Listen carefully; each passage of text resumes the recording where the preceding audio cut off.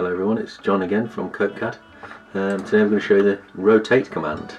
So I've drawn a little Batman figure here, and what we're going to do is we're going to rotate this chap in the centre here.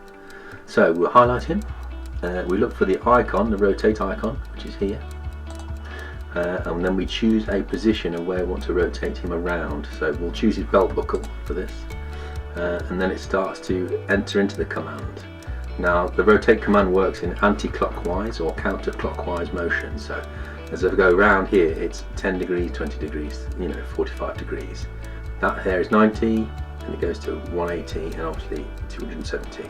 I can either choose and press down with my cursor, or I can type it in. So if I type 90 degrees in, the little chap rotates around by 90 degrees.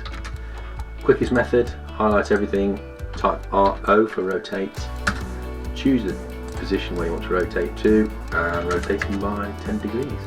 Thanks very much.